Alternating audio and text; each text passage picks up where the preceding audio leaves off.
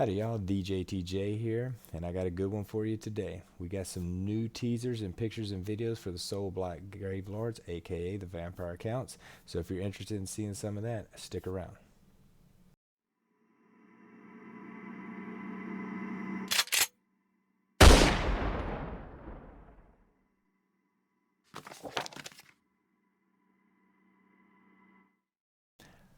Alright, so we're going to sort of cover some of the Warhammer Fest 2021 that's been going on this week. We've got some new teasers and some releases for the vampire accounts or the Soulblight Gravelords that are coming up pretty soon. However, I'm going to cover some of the other pictures, models that we've already seen thus far. If you're interested in seeing all that and talking about that, stick around. If you want to jump right to the new content, I'll have a link for you in the description. Without further ado, let's get going. Alright, here we're just starting out with some beautiful artwork. One of the greatest things about Warhammer in general, in GW in general, is all their artwork. It's always top notch and it's always interesting, and it really draws you in to all the things that are going to be going on in the world. It really immerses you and it gives you an idea of what these miniatures would look like maybe in real life. Now, I've sort of laid this out in going back in time a little bit, and March 1st was sort of our first hint or new release, and we're looking at Kritza the Rat Prince. And so this was one of the first new vampire models we'd seen in a good while, and it was very interesting because it was very regal, it was very lordly, if you will. However, it does have those subtle touches of sort of horror or like a little bit freaky. He's obviously wearing giant rat pelts, but when we scroll down to this, we can sort of see there's other stuff going on there. Is these just more rat pelts? Is he turning into a rat? What's happening here? This is a beautiful model. I think that it's going to be fun to paint, especially if you're a high level painter. You've got some good textures to work with, some leather, some cloths, some skins, a little bit of metal, and it's gonna have a nice appearance on the table. I think it's gonna be kind of small. It looks like it's on an oval base. It's not gonna be too giant, so it might get blended in a little bit. So it'd be interesting to try to do some colors that maybe help it pop on the tabletop. So this was probably the first thing that we'd seen in a while, and it sort of made you go, what is Age of Sigmar doing? First rumblings of rumors are starting to come out. Next thing we started seeing was Lady Anika, the Thirsty Blade. Now, once again, she's on this oval base, and you can see these two possibly working together or possibly be some sort of a tandem, possibly being from the same royal house, royal court, and they sort of have confirmed that there would be a bloodline type mechanic in the game.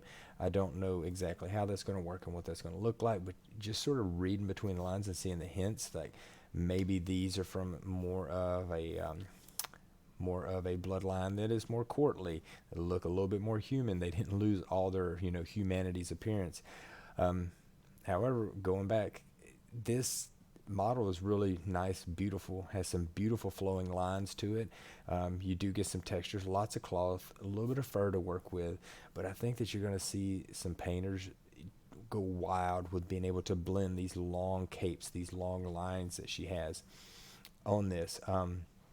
Now, as far as conjecturing on rules, obviously she doesn't look too powerful. It's probably going to be more of a caster. I think you're going to see a lot of these vampires be okay in combat, like a decent combat hero, but they're also going to be able to cast. So, as always, vampire counts are sort of balanced like that, where they can cast one or two spells, but they'll also do okay in combat.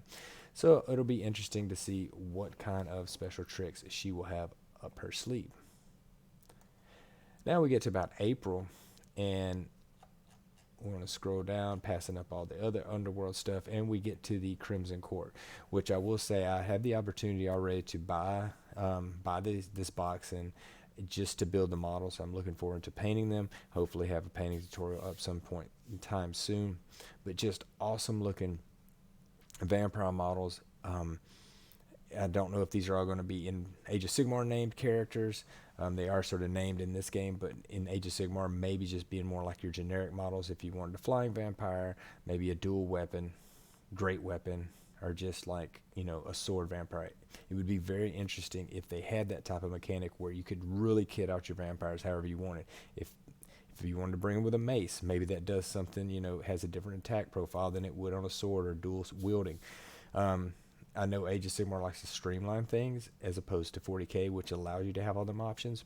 But it would be really interesting if you had that ability to say, hey, I wanted a flying vampire with a sword because I wanted the extra rend or whatever. However, if you're interested in getting the Soulblight Gravelords, I highly, highly suggest go and get this kit because these models are super phenomenal. You will be happy. They put together pretty well. And the only thing I really had to leave apart before painting is this guy's cape. I sort of left his back portion off, and not that I even really needed to, because you can't really see much of it, but I just sort of wanted to get in there and make sure I had room for the details. Then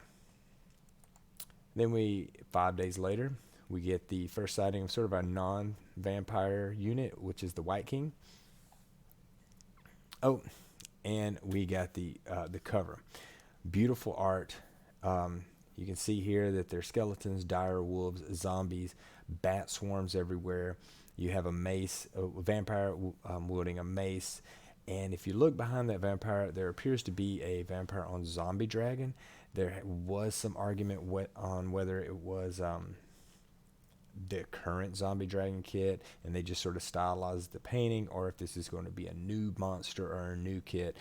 I'm willing to bet that we're going to keep our old kit, and that's sort of what they were portraying. But hey, I would love a brand new zombie dragon kit, or maybe even something more massive, something a little bit larger, or an abyssal terror. Bring that model back, be a great centerpiece model. Some art, and I just want to comment on the art real quick. If you look really at this in detail, you can tell it's almost like an unfinished piece. I'm interested to see if when we get to the full book, if this piece was fully fleshed out. When you're doing some digital painting like this, you have those opportunities to sort of rough everything in first and then build up those layers from that. And it's always interesting where the artists stop, because sometimes they'll stop short on purpose. Sometimes they just run out of time. And I'm interested to see if this gets a little bit more refined or if this is our final piece. Regardless, it's still beautiful, and I love what the artist was trying to do here with that. All right, so we're getting to our first non-vampire model. This is a White King on Steed. If you had the old model, which I do, they took a lot of inspiration from it, including the big wings on the helmet and things like that, and the way that the old or overlapping Baroque armor. They took inspiration from that old model and they just made it like times 10. I definitely will say that so far of what I've seen of the release across the board, this will be my day one purchase for sure. I will have this on pre-order once it's able to. I have delusions of grandeur of my White King on Steed leading a pack of Black Knights across the table. And maybe crumbling to dust once they get shot off the board, but who knows? It'll still be beautiful and fun to build and paint. And here's a little throwback. This is, if you didn't know, the older model for a White King. This came out probably, I'm just going to throw out like 10 years or more ago. And this was some of GW's first forays into that CAD design models, some very intricate plastic models that put together with like sweeping capes that came around, or pieces that sort of fit intricately into each other. And I remember this one and the wizard box from Empire were sort of the first ones that did that. And this model still holds up well today. Beautiful, fun model to paint. So pick that up also. Now we get to April 20th. We got a little bit more classic art here. They drew some of the aesthetic from the old art for our Blood Knights. And the Blood Knights are looking very beautiful, super ornate, lots of detail, lots of things to pick out. I mean, you've got bone texture, skin texture, armor, cloth, leather, hooves. You've got all these different things that if you're, a painter and you're really wanting to push yourself to the limit, man, you're going to have the opportunity in these models to make some really good looking cavalry. I'm still 50-50 on whether I'm buying it, not because this isn't a great model, just because I have 10 or 15 old kit bashed Empire Knights that I sort of made into my Blood Knights, because the old kit used to be quite expensive. So we'll see where that goes. I do love the banner. This, I believe, is a raised banner, sort of 50-50 on raised banners. On one end, I love them as far as painting, because it's sort of like coloring the lines. Here's your template. The downside is if you have 2 or 3 of these banners on the field, they get a little redundant. So my one suggestion for GW with raised banners is, hey, put 2 or 3 of them in the kit for me so I can mix them up into my units. Going back to that beautiful art. Finally, before we go any further, I'm going to touch on Cursed City. I'm not going to go into a lot of detail with Cursed City. Just know that if you're interested in the Soulblight Gravelord book, you need to sort of stop here, sort of read some of the fluff. You can go onto the Lexiconum and different places to sort of read up on this. I'm not getting into whether, hey, can you even buy this box game anymore? Is it available? All that stuff. Just know that it sort of ties into what's happening now. And it will be interesting how they sort of port these guys over. Now, I've had the opportunity to look at all the War Scrolls and really compare them to the older War Scrolls. There wasn't very many changes from your zombies, your skeletons, sort of your standard units. And I will say that let me down a little bit, because I was really hoping for some buffs out of this box so I could just drag some stuff out and bring them to a tournament. However, really didn't get any changes, so I'm going to have to wait for the full book to come out, and hopefully there's some interactions, maybe some cool battalions, so I can bring my hordes of skeletons back out. Now, Radikar the Wolf, if we just keep this model in mind, we possibly will see him later. Alright, so here we are. Today's drop was Warhammer Fest 2021, was the AOS today. So I'm going to scroll down and we'll just touch on a few of the things real quick before we get to the real topic of the discussion. I just want to say that Kragnos is super cool model. So much I like about it. You could nitpick a few things here and there, but this is when I saw this today live, and I was just like, okay, what do I need to do to build my destruction army? If I just want to build around him, what's the easiest way? Maybe get some giants or maybe get some ogres or something. Because this to me is an army starter. This is the type of model I'll look at and go, I want that to lead my army. What can I build around this? I will buy an army book and a box just to get this model on the board. So they did a great job here. I have been reading up on the Broken Realm stuff. This will be the last book, so interested in see how that sort of all plays out. Here's some close-ups of the model. They already announced that it would be some dual, it'll have some extra heads in it, some other, things, which is great. And I love that. Little simple things like that. Give me a couple extra heads or a couple extra arm poses. It goes a long way, and it gives you a lot of choice. So I'm always fans of having more options. I love the colors they've done here. I really hope they put a painting tutorial up on how they've got this this old, I'm guessing, bronze look.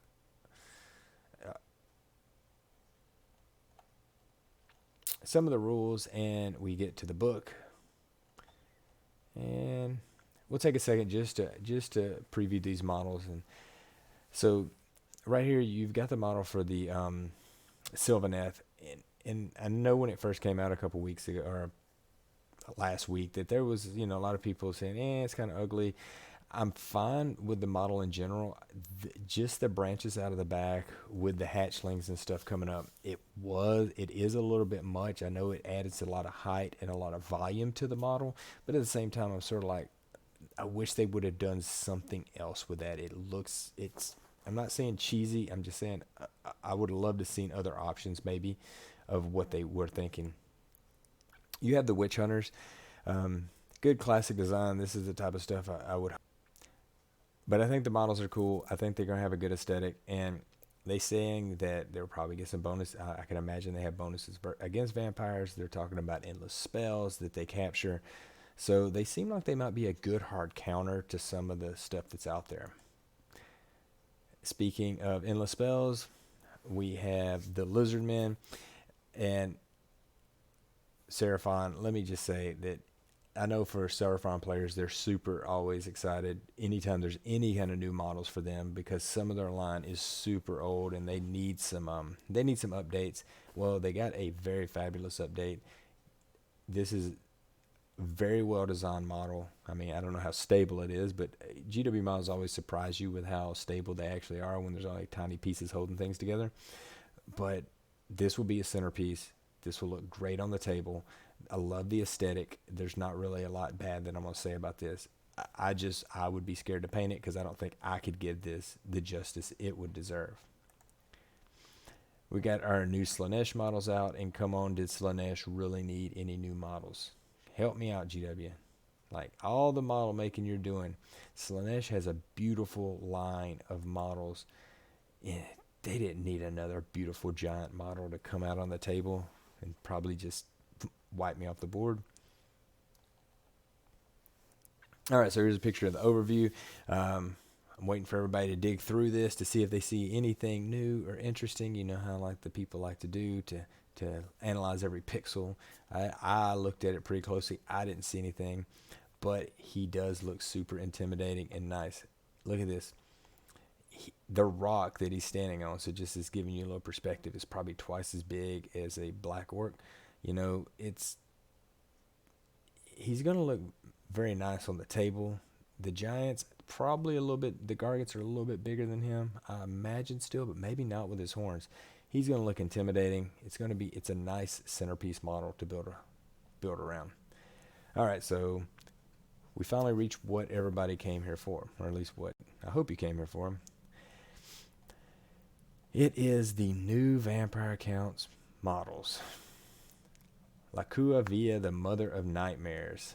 Well, let me zoom out just a touch so we can fit her all on the screen at once. Some of the keen-eyed people had looked at some of the previous releases and sort of picked this out of the background. They sort of saw the model and said, hey, that looks out of place. So there was a lot of argument on what's that going to be. Is that a new big beast? Is that just something that kit bashed? Well, we have the answer. This was that model hiding in the back a week or so ago. And I'll have to say that I'm supremely underwhelmed with it. And I don't know if underwhelmed's the right word, more of just confused. Because there's some stuff that's going on in this model that's really good. Like if you take it in its parts, and if you look at the parts individually, you go, this is beautiful, this is great, this is a cool design. But when you put those parts together, it just doesn't equal I don't want to say an interesting, because it's definitely interesting, but I'm just like an aesthetically pleasing model. I just can't get over like what's going on here. They could have made so many minor adjustments that I think would have helped this, like maybe cutting her off like at the rib cage as opposed to at the waist, or even better, having these big arms on her back, and maybe she's further down where her shoulders match where the shoulder line is right now. You'll scroll down a little bit and you can see some more views. I mean, this looks beautiful. The monster body itself looks beautiful. There's great detail on the rock. There's just like, this looks nice, but together it just doesn't work for me. Now, I'm not saying if you like this that you're wrong. I'm not saying that at all. I mean, I can see the appeal to it, and I think that's fine. I just personally, I guess I was so hoping for a new centerpiece model for this army, and then this is what I get, and I go, I'm not excited for that. This doesn't, going back, you look at this model, let's scroll back up and go look at that model. I mean, to me, that model, that looks more appealing. Now, maybe it's just because I'm so used to seeing something like this and they tried to go outside of the box. Okay, I can see that. Maybe they said, hey, we want to do something that's crazy. We want to do something that really ties into this vampire aesthetic and just goes off the wall. And I'm fine with those ideas. But when your execution is this, I'm like, it's just lacking to me. And I'm just like, guys, this is our centerpiece. There's so many things you can do. The one thing I can't wait for is I know that people are going to get this kit, and I know they're going to fix it. There's going to be people out there that's going to get this together and go, hey, take this part off, take this part, move this here, put some green stuff there, and boom, it's going to look a lot better.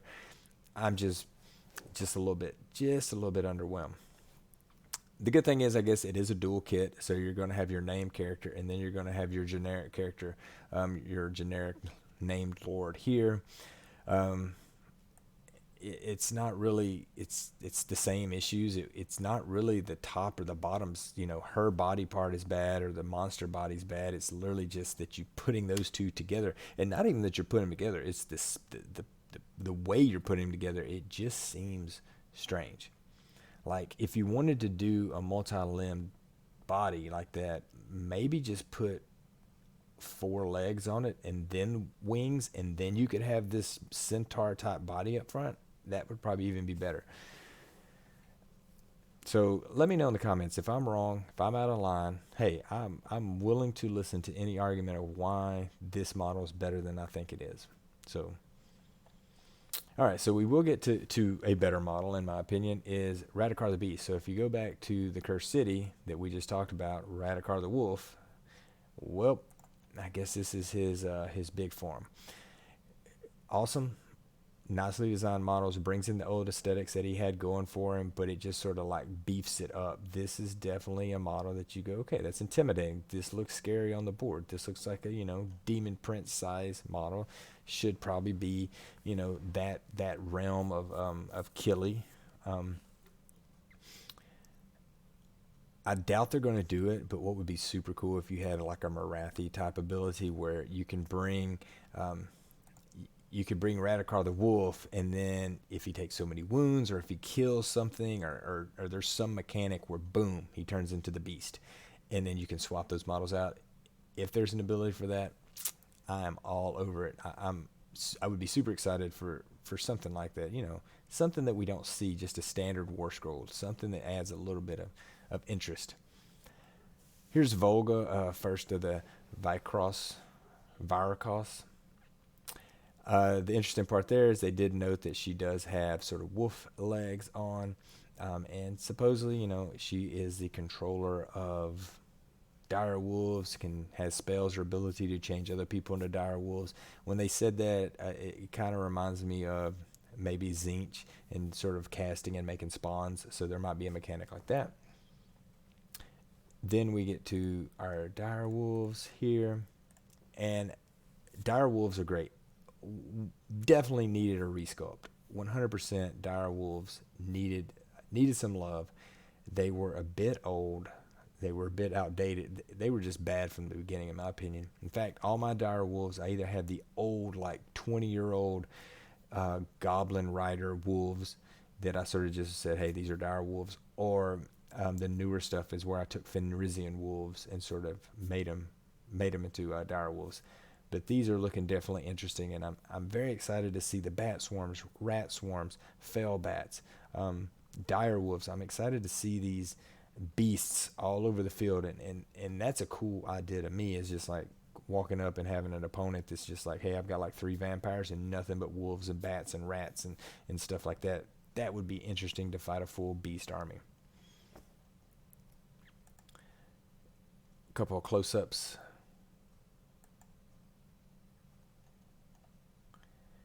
And here is your final picture. Didn't really talk about this other vampire with the crazy bat hair. That was previewed a while back. And, like I said, you got all the people that are pixel hunters, and they'll go through here and they'll scan all this. There is a part behind the corpse cart that there are a couple models that people are pointing to that said, hey, those might be another release or another vampire or something. I sort of zoomed in as well, and I couldn't tell. But behind the corpse cart, it does look like something a bit different, so that will be interesting if we still don't have all the releases yet, and I hope we don't. And probably some of that is a little biased because I'm not really a fan of that new centerpiece. So, with all that said, that's kind of where we stand with the Soulblight Gravelords. I'll really quickly just go over some of the stuff that I'm hoping for. Bloodlines, lots of variation in playstyle in the same book. It already looks like there's going to be a ton of units in this book. You're going to have vampires, um, no telling how many types of vampire heroes you're going to have. You're going to have wolves, zombies, skeletons. The corpse card is here. Fell bats.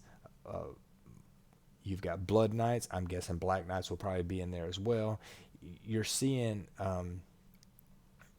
the Terrorgeist is on here, so you're already seeing a lot of they're bringing in stuff from Feck and different things. So I think this book is going to be loaded with unit options, and I hope that they have a bunch of variant play styles for you. You know, whatever you want to play. Like me, I want to run 1,000 skeletons, but if you want to come in and just go, nope, I want blood knights. Hope those options are there for you, and I hope that they're actually viable on the tabletop, like in a tournament type setting. I'm not saying that we need the next OBR Illuminate. I'm just saying that, hey, if I paint up, you know, a bunch of dire wolves and I want to run them, that they're actually okay, that I can go and do something at a tournament. I'm hoping for some cool mechanics, like, you know, we used to have we have the grave sites in Legion and Nagash to have some sort of bringing back mechanics like that. Hopefully they keep something like that in. Endless spells. Haven't seen any endless spells, and we haven't seen any terrain. I would be willing to bet we will get one of the two, if not both, because this is stacking up to be a pretty big release. They've been pushing it pretty hard, and they've been previewing it a lot. So I wouldn't be surprised if this is like a big release with, you know, both endless spells and terrain, or maybe terrain comes a little bit later. I think I'd rather see the terrain than the endless spells. I'm not sure. It's cool what they do and how cool it is, but I just hope that this is going to be a fun army. I'm also torn. Would this be the last book of 2nd edition or the first book of 3rd edition? If it's the first book of 3rd edition, there's no doubt it should be written for 3rd edition and all the changes that will come with that. If it's the last book of 2nd edition, let's hope that it is written with 3rd edition in mind. So some people have already pointed to some of the rules in Lumineth and Slaanesh that don't quite make sense, but if you start pairing it up with some of the other rumors and leaks from 3rd edition, that it sort of comes more in line, that they're already planning for that. And who knows, 3rd edition might be 2 years away. We don't know. But if this is the last book of 2nd edition, I hope it is written for the next edition in mind, and it doesn't become in 6 or 7 or 12 months after its release redundant, like useless because it's an older edition and it doesn't match up to the new meta. But let me know what you think in the comments. Tell me, am I out of line in saying that the Volga and the crazy vampire monstrosity here is bad? Tell me why it's good. What do you think about it is awesome? If you agree with me and say, hey, no, this is like junky, they should have done this, tell us why. Let us know how they should have fixed it. Let us know what you plan to do to fix it. And hopefully we will have some more news next week or next. Hopefully we get some dates coming out. It would be interesting if this was an early summer release, or maybe if they push it, maybe it's an end of summer release. But regardless, follow the channel. That way I'll be posting up all the new releases that come for the Soulblight Gravelords. And as always, thanks for watching, and y'all be good.